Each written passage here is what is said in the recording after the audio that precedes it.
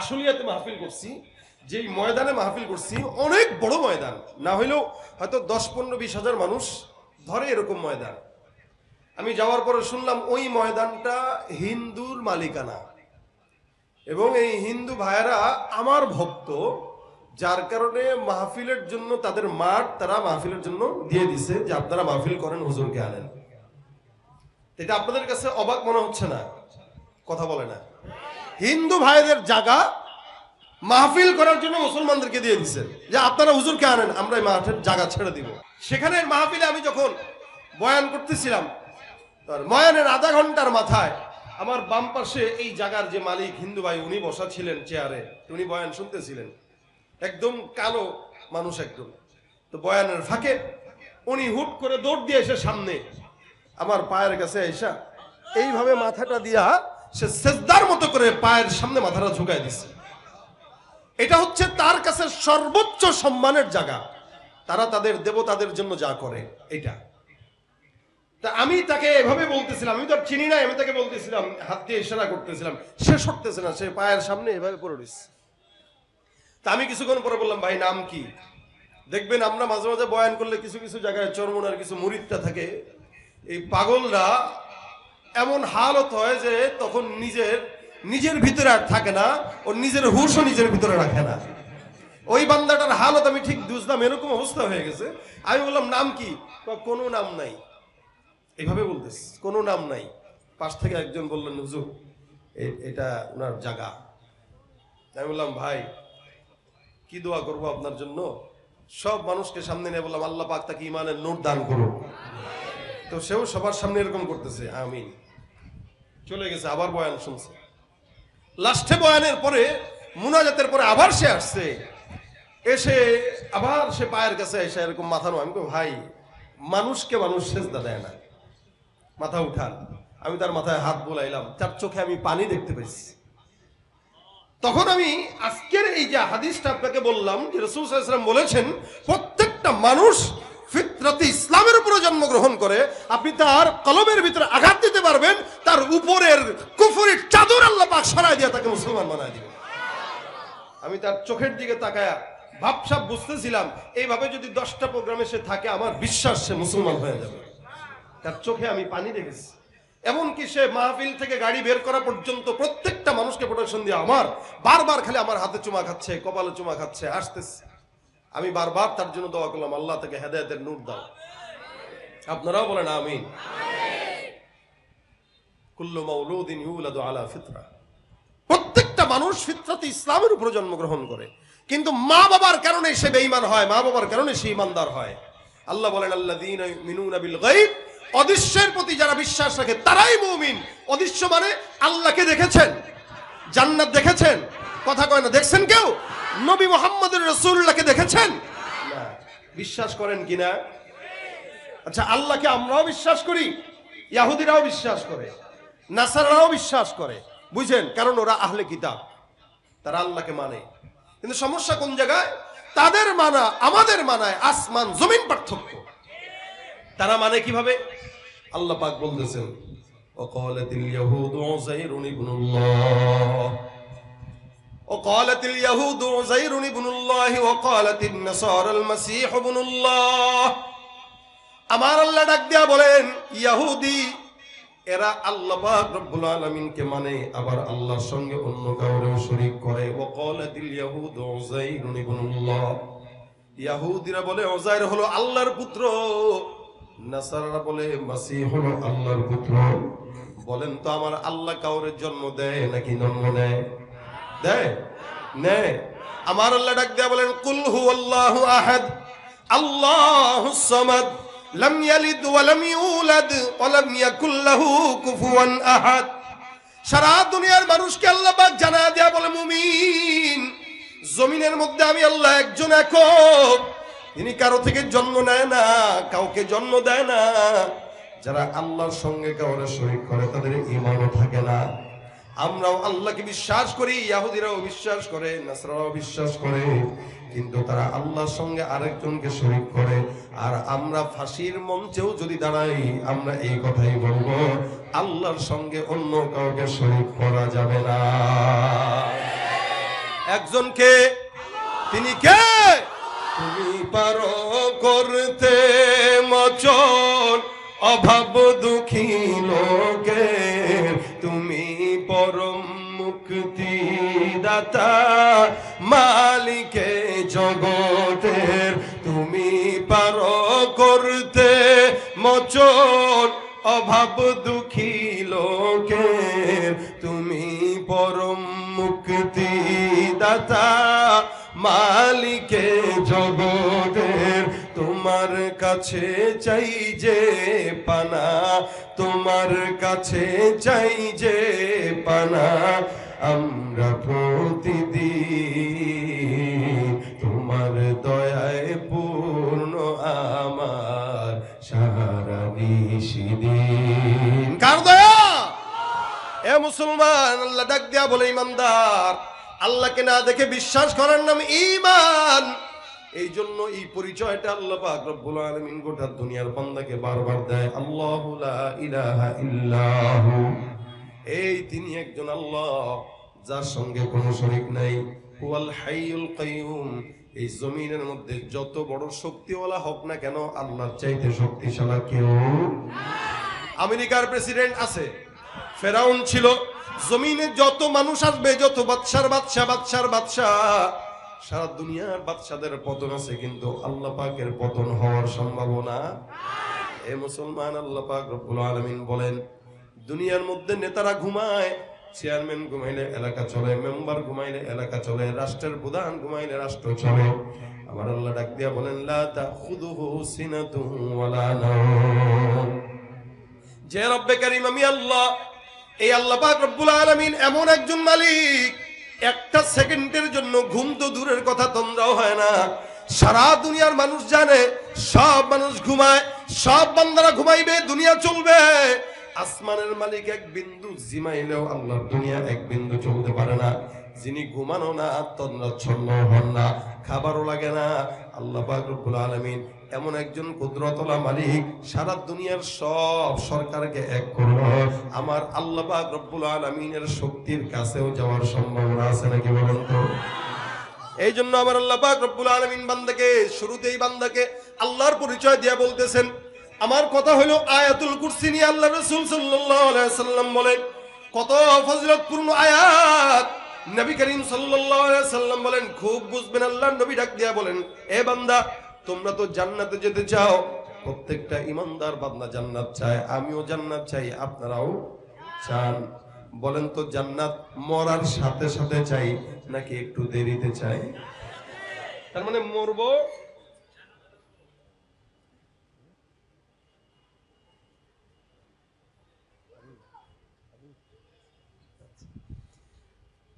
আচ্ছা আমরা কি চাই যে মরার সাথে সাথে নাকি 10 বছর একটু জাহান্নামে ঢোকার পরে?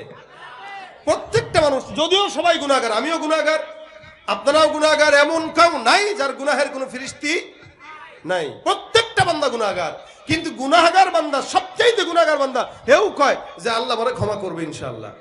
আর আমাদের দেশের ওই লতিফ কাজ্জাবি, হে তো ডাইরেক্ট গুনাহ যে করছে স্বীকারই করে না। কি দেখেন নাই? আব্দুল লতিফ সিদ্দিকী বলে, আমি আব্দুল লতিফ সিদ্দিকীর কোনো গুনাহ নাই, নাউজুবিল্লাহ কয় না। কত বড় শয়তান হইলে পরে এই কথা কয়। আরে শয়তানও তো তাকে দেখলে লজ্জা পায়, ঠিক কিনা বলেন? শয়তানও আল্লাহর কাছে হয়তো কয়, আল্লাহ গো, আমি তো এরকম 2024 সালে এত বড় শয়তান পাবো আমারও কল্পনাও ছিল না। আমি আল্লাহর নিয়ামত আশা করি, আল্লাহ পাক আমার রিজিক দিছে, আমি এই জন্য শুকরিয়া করি, কিন্তু ক্ষমা প্রার্থী না, কারণ গুনাহই করি নাই, ক্ষমা চাবো কেন? তাই গুনাহগার হওয়ার জন্য এর কথার চেয়ে বড় কথা আছে আর? ভাইরা আমার, দেখেন নবী করিম সাল্লাল্লাহু আলাইহি ওয়াসাল্লাম বলেন, কেউ যদি আগে আগে জান্নাতে যেতে চাও, নবী ডাক দেয়া বলেন একটা আয়াত, মান করা আয়াতুল কুরসি ফি দুবুরি কুল্লি সালাতিন মাকতুবা। ফজরের নামাজের পর, জোহরের নামাজের পর, আসরের নামাজের পর, মাগরিবের নামাজের পর, ইশার নামাজের পর, আল্লাহর রাসূল ডাক দেয়া বলেন, উম্মত, 5 ওয়াক্ত নামাজের পর যদি কোনো ইমানদার বান্দা একবার করে আয়াতুল কুরসি তেলাওয়াত করে, কয় ওয়াক্ত নামাজের পর? 5 ওয়াক্ত নামাজের পর পড়বে কয়বার? একবার।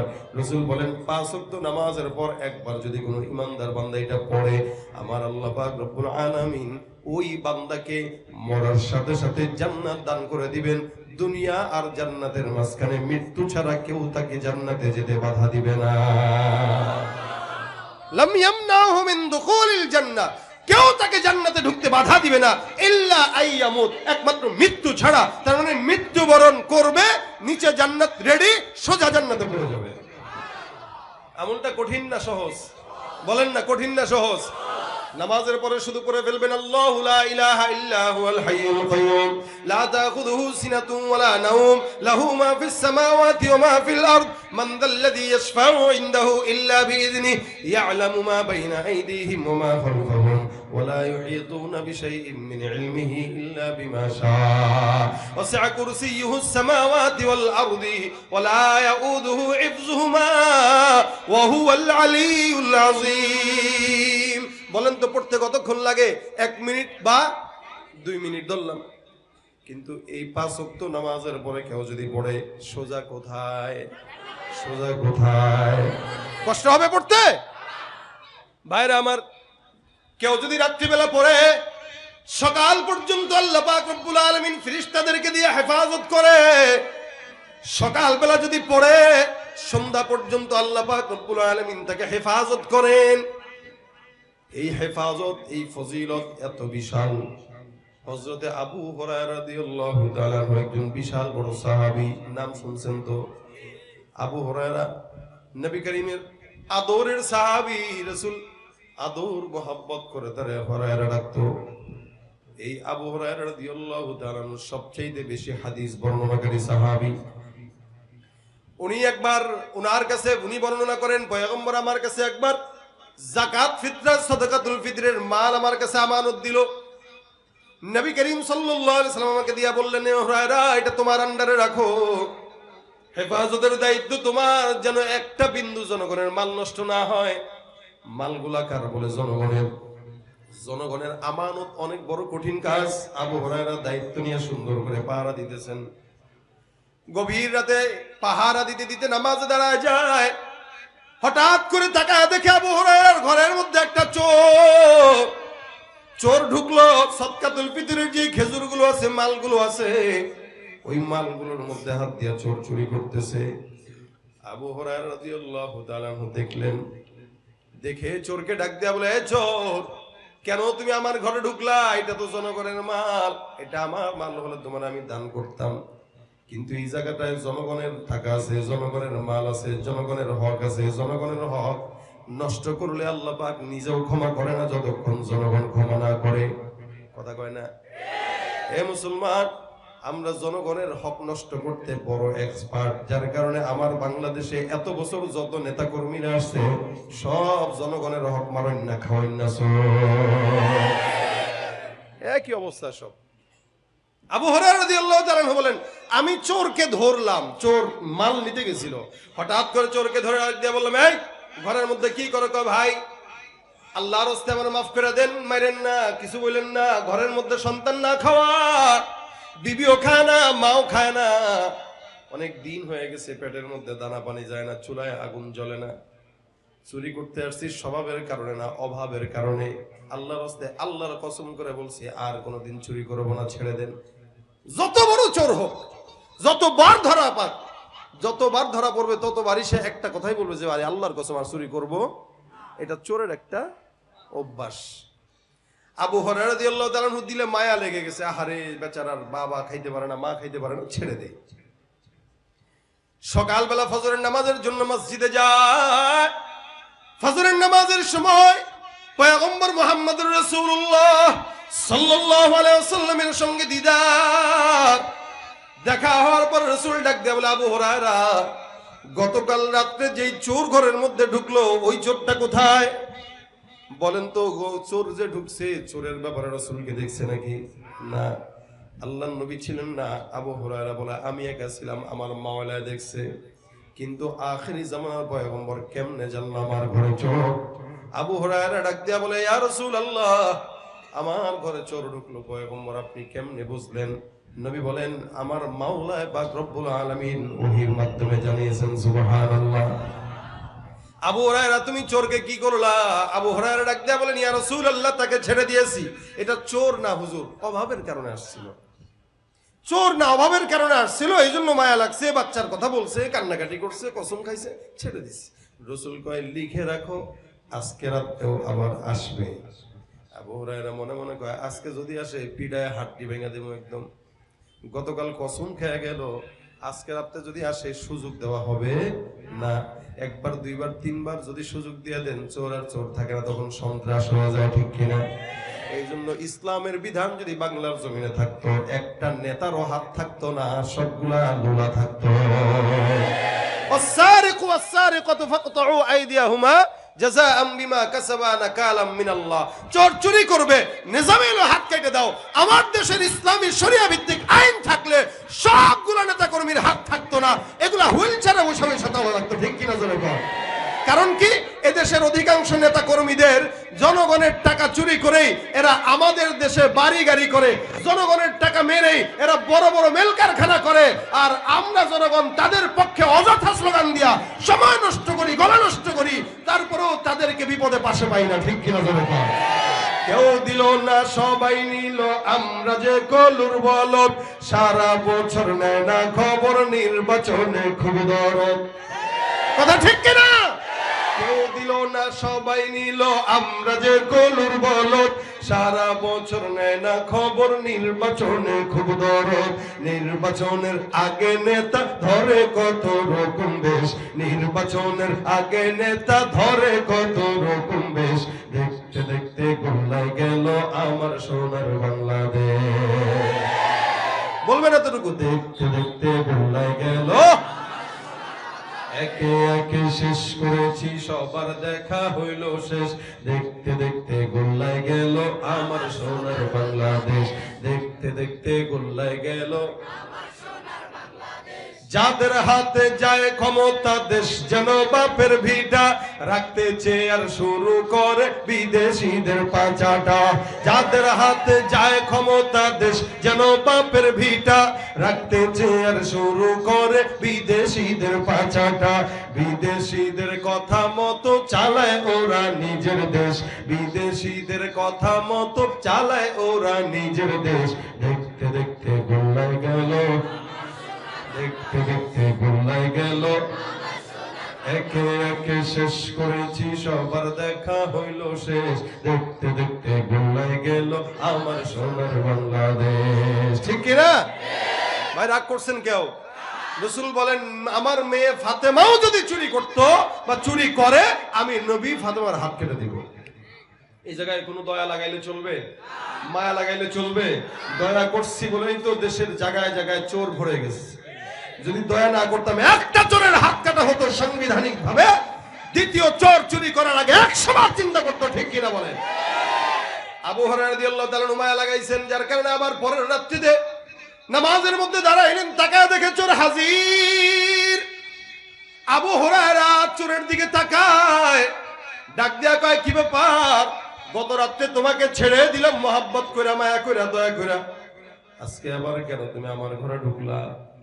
চোর ডাক দিয়া কয়, হুজুর গতকাল চুরি করতে ঢুকছি, কিন্তু চুরি করতে পারি নাই, আপনি ধরে ফেলছেন, বিদায় দিয়ে দিছেন, চিন্তা করলাম আজকে যাই, আবারও যদি কিছু ওখান থেকে নেওয়া যায়, যার কারণে আজকে ঢুকে গেলাম, হুজুর আল্লাহর কসম আর চুরি করব না। দ্বিতীয় দিন আবার চুরি করলো, চুরি করবে না কসম খাইলো। প্রথম দিন ধরা খাওয়ার পর আবু হুরায়রা ছেড়ে দিলেন, এখন ছাড়ে না, কান্নাকাটি করতে করতে অস্থির, মায়ের কসম খায়, বাবার কসম খায়, সন্তানের কসম খায়। আবু হুরায়রার দিলের মধ্যে দয়া মায়া লেগে গেছে, চিন্তা করলেন দরকার নাই, ছেড়ে দেই, থাক, হাজার দরকার কি, ছেড়ে দিলেন, চলে গেল। ফজরের নামাজের সময় আমার পয়গম্বর ডাক দেয়া বলে, আবু হুরায়রা ব্যাপার কি, কোন জায়গায় গেল, চোরটা কোথায়? আবু হুরায়রাকে হুজুর ছেড়ে দিছি। নবী ডাক দেয়া কয়, ছেড়ে দিছো, মনে রাখো আজকে আবার আসবে। আবু হুরায়রা কয়, হুজুর আজকে যদি আসে রশি কিনে নিয়ে যাব, বাইন্দা সকালে আপনার কাছে নিয়ে আসবো। আবু হুরায়রা রশি টশি রেডি করে সকালবেলা পয়গম্বর রাসূলুল্লাহ সাল্লাল্লাহু আলাইহি ওয়াসাল্লামের কাছে হাজির করার জন্য তৈয়ার। গভীর রাত হয়ে গেল, চোর মহোদয় হাজির। আবু হুরায়রা কয়, পেয়ে গেলাম, গত 2 দিন আসলা, আজকে আসবা না নিয়ত করলা, ওয়াদা করলা, আবার আজকে তুমি আসছো, সুতরাং আজকে তোমাকে ছাড়াছাড়ি নাই। রশি দিয়া সুন্দর করে হাতটা বেঁধে দিল, বেঁধে বেঁধে ডাক দিয়া বলতেছেন, আবু হুরায়রা আবু হুরায়রা রাদিয়াল্লাহু তাআলা বলেন, সকালবেলা ফজরের নামাজের সময় মসজিদে পয়গম্বরের সঙ্গে দেখা করায় দিব। এবার চোরের তো মেজাজ গরম হয়ে গেছে, দেখা যদি হয় পয়গম্বর তো ফাড়ায় ফেলবে। এবার খালি চক্রান্ত করতেছে কোন কথা বইলা এখান থেকে বিদায় হওয়া যায়। আবু হুরায়রা বলে, কি আল্লাহর কসম আর চুরি করতাম না, ছেড়ে দাও। ঘরের সন্তানটা কি করবে, আমারও যদি ধরে রাখো, সন্তানের কি হবে, বিবির কি হবে। আবু হুরায়রা নতুন কথা কয়, এটা 2 দিন শুনছি। ডাক দিয়া আবু হুরায়রা, আল্লাহর কসম আর চুরি করবো না। কসম খাইতেছে যে নাকের কসম, কানের কসম, ঠোঁটের কসম, যা কসম খায় চোররা, এরপরেও চুরি করে। আবু হুরায়রার দিলের মধ্যে মায়া নাই, বেঁধে ফেললো, ধরে ফেললো, নবীর কাছে নিয়ে যাবে। চোর কিছুক্ষণ মাথা ঠান্ডা মাথায় রেখে চিন্তা করলো কোন দিকে তার দুর্বলতা, ওই দিকে আঘাত দিলেই তাহলে ছাড়া পাবো। এবার চোর আস্তে আস্তে চিন্তা করে বলে, আবু হুরায়রা, আমি তোমাকে একটা কোরআনের আয়াত শেখাইতে চাই, তুমি শিখবানি। কে কয়? কে কয়? ও ভাই, চোরের মুখে ইসলামের কথা, কোরআনের কথা, ধর্মের কথা আমরা 16 বছর শুনছি। কি বলেন, ঠিক না? আরো শোনা লাগতে পারে কিনা? কোরআনের আইন যতক্ষণ না হবে তাদের মুখ থেকেই শুনতে হবে, কথা কয় না? শুধু আমিও তাদের কথাই বলতেছি না, আমাদের এই দেশে চায়ের দোকানদারও ফতোয়া দেয়, রিকশাওয়ালাও ফতোয়া দেয়, তাহলে চোর দিলে সমস্যা কি? আবু হুরায়রা, কে তুমি কোরআন শিখাইবা? কাজী, তুমি চোর হইয়া? চোর হইলো তো ইমান ঠিক আছে। আচ্ছা বাদ দেন এই সমস্ত কথা, আমি যেটা শিখাবো এটা যদি আপনার পছন্দ হয় আমারে ছাড়বেন? হ্যাঁ, ছেড়ে দিব। আমি যেটা শিখাবো এটা আপনি জানেন না, পারেন না, আমি বিশ্বাস করি, আমার কাছে শুনবেন, যদি পছন্দ হয় ছেড়ে দিবেন। আবু হুরায়রা, যাও, কথা দিলাম শিখায় দাও। যেখানে আবু হুরায়রা ইলম অর্জনের জন্য মসজিদের গেটে শুয়ে থাকতো, সেখানে এই কথা যখন শুনলেন, আবু হুরায়রা কয়, ঠিক আছে, আমারে শুনায় দাও। এবার আবু হুরায়রা রাদিয়াল্লাহু তাআলার মতো একজন সাহাবীকে চোর শুনাইতেছেন। এ আবু হুরায়রা, কোন বান্দা যদি আয়াতুল কুরসি, এই আয়াতুল কুরসির শুরু থেকে শেষ পর্যন্ত তেলাওয়াত করলো, করার পরে ডাক দিয়া বলতেছে, হে আবু হুরায়রা, এই আয়াতটা কোন ইমানদার মুমিন বান্দা যদি রাত্রেবেলা পড়ার পরে তারপরে ঘুমায়, আল্লাহ পাক সারা রাত ওই বান্দাকে জিন্নাত শয়তানের ওয়াসওয়াসা থেকে হেফাজত করবেন। সুবহানাল্লাহ কয় না? সারা রাত্রিবেলা পড়বেন, সারা রাত আল্লাহ পাক হেফাজত করবে, সকালবেলা পড়বেন, সারা দিন হেফাজত করবে। আল্লাহ পাকের ফেরেশতাদেরকে দিয়ে আপনাকে আমাকে আল্লাহ পাক কুদরতিভাবে হেফাজত করে শয়তানের হাত থেকে বাঁচায় দিবে। শিখাইতেছে কে? চোরে। এই চোরের ঘরের চোর যখন শিখায় দিল, আবু হুরায়রা কয়, কথা যেহেতু দিয়া দিলাম, এই সবকটা তো পছন্দ হয়েছে, যাও, আল্লাহর রাসূল সাল্লাল্লাহু আলাইহি ওয়াসাল্লাম যদি আমাকে ধরবে তবে আমি তোমাকে ছেড়ে দিলাম। তৃতীয় দিন আবু হুরায়রা রাদিয়াল্লাহু তাআলা ছেড়ে দিলেন। ফজরের নামাজের সময় মসজিদে গেছেন, আবু হুরায়রা ডাক দেয়া কয়, হুজুর কাহিনী একটা ঘটে গেছে। রাসূল ডাক দিয়া বলেন, কই চোর কোন জায়গায়? চোর কই, আগে এটা কও। হুজুর, চোর আসলে চোর হইলো শিক্ষিত, এটা ছেড়ে দিস। রাসূল ডাক দিয়া বলেন, চোর ছেড়ে দিছো মানে? হুজুর কাহিনী ঘটছে। বলে কি? আরে বিশাল কাহিনী। আমি আবু হুরায়রা একটা আয়াত জানতাম না, সে আমার একটা আয়াত শিখাইছে। এই জন্য এক আয়াত যে শিখাবে সেও তো ওস্তাদ, কিন্তু চোর রেস্তাদ। তাই যাই হোক, রাসূল বলেন, কি হয়েছে বলো আমাকে। তো আবু হুরায়রা রাদিয়াল্লাহু তাআলা বলতেছেন যে সে আমাকে বলতেছে যে তোমাকে আমি কোরআনের একটা আয়াত শিখাবো, তুমি শুনো। কেউ যদি রাত্রিবেলায় আয়াতুল কুরসি তেলাওয়াত করে, সারা রাত জিন্নাতের আসর থেকে আল্লাহ তাআলা হেফাজত করবে, শয়তানের আসর থেকে আল্লাহ তাআলা হেফাজত করবে। হুজুর আমাকে এটা সে শিখাইছে, আমি এটা জানতাম না, আমার এত পছন্দ হয়েছে আয়াতটা, আমি দয়া লাগায় মায়া লাগায় তারা ছেড়ে দিচ্ছি। নবী বলেন, ইন্নাহু ক্বাদ সাদাকাকা ওয়া হুয়া কাযুব। যদিও ওই চোর তোমাকে সত্য বলেছে, কিন্তু সে সত্যবাদী না, সে কিন্তু মিথ্যু। আবু হুরায়রা কয়, হুজুর এটা কে? আপনি চিনেন তাকে? আপনি কেমনে জানেন তার ব্যাপারে? প্রথম দিনও বললেন আসছে, দ্বিতীয় বললেন আসছে, তৃতীয় দিনও বললেন আসছে, এখন বলতেছেন সে মিথ্যাবাদী। হুজুর আপনি কি তার পরিচয় জানেন? রাসূল বলেন, যাকা শাইতান, ওটা চোর না, ওটা শয়তান। কে? তার মানে এতক্ষণ কার গল্প শুনছেন? জোরে বলেন, কার গল্প? শয়তান যদি শিখায় যে আমি শয়তান হয়ে আমি বলতেছি, শোনো আবু হুরায়রা, তুমি যদি আমার থেকে বাঁচতে চাও তাহলে এই আয়াত পড়বা, তাহলে এই কথাটার গ্যারান্টি আছে না? একটা ডাকাত, একটা চোর, সে জানে তার দুর্বলতা কোন জায়গায়। সে যদি বলে ভাই আমরা চুরি করার পরে আমাদের কাছে যে পিস্তল থাকে আপনারা ঠেকাই যে এটা আসল পিস্তল না, দেয় আর কি ভয় দেখানোর জন্য। কোন চোর যদি আপনাদেরকে পিস্তল ধরে দুইটা পিস্তলটা ভেঙে এরা দিবেন ঘাড়ের মধ্যে একদম দুইটা থাপ্পো, দেখবেন সোজা হয়ে গেছে। তার মানে এটা চোরের মুখে শুনলাম, মানে এই কথার গ্রহণযোগ্যতা আছে।